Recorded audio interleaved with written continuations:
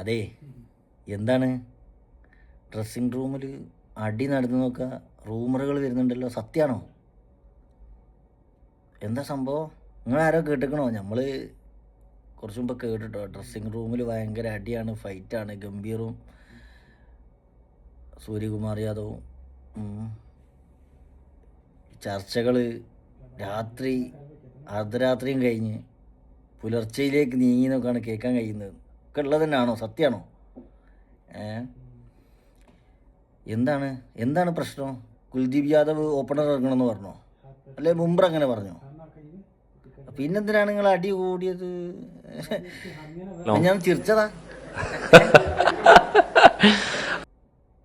അതാണോ പ്രശ്നം? എന്താണ് സംഭവം? തിരിയുന്നില്ല. മൊത്തത്തിൽ അടിയ. ഗംഭീർ സൂര്യകുമാർ യാദവ് എന്തായാലും സഞ്ജുവിൻ്റെ കാര്യത്തിലായിക്കില്ല. അക്ഷർ പട്ടേൽ പറഞ്ഞിട്ടുണ്ടാവും ചിലപ്പോൾ ഇറങ്ങണം.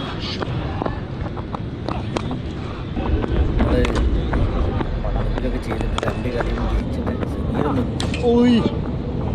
നമുക്ക് കളി കഴിഞ്ഞിട്ട് അടി കൂടാ. നമുക്ക് കളി കൂടുതൽ പ്രശ്നമാണ്. ICC ടൂർണമെന്റുകളിൽ ഇതുവരെ ആദ്യം വഹിച്ച ഒറ്റ ടൂർണമെന്റ് സെമി കാണണം. ഇതാദ്യമായിട്ടാകാം.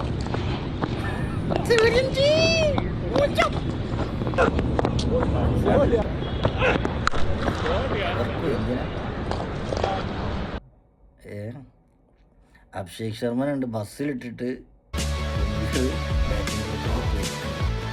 അപ്പോൾ വെച്ചതിനാണോ? അതാ പറഞ്ഞാൽ അടുത്ത ക്ലീപ്പിംഗ് ഡെറ്റായിട്ടോ. ചിലപ്പോൾ അതായിക്കാം. അടുത്ത കളിക്കും ഡെറ്റായി മതി. 4 ബാറ്റ്സ്മാന്മാർ സംഭവമാണ്. മറ്റേ ആള് അത് പറഞ്ഞില്ലേനോ? എന്തായാലും എതിർ ടീമിന് മനസ്സിലായി ഇന്ത്യക്ക് സ്പിൻ പിന്നെ ഓഫ് സ്പിന്നർമാരെയും സ്ലോ ബോൾ വിട്ടാൽ കളിക്കാനാവില്ല, പെട്ടെന്ന് കിട്ടുന്നുള്ളു. സൽമാൻ അലി ആകെ ഫസ്റ്റ് ഓവറിന് വിക്കറ്റ് എടുക്കുക. അതിലേക്ക് മേലെന്തോ ആണോ? ഓനൊന്നും ബോൾ തന്നെ ചെയ്യല്ല. ഇന്ത്യനോട് ഞാനും അറിയാതെ സംഭവം ഇന്ത്യ ജയിച്ചു പാകിസ്ഥാൻ. എന്നാലും ഫസ്റ്റ് ഓവറിൽ വിക്കറ്റ് കിട്ടിയത് ആർക്കാ? ആരെ വിക്കറ്റാ?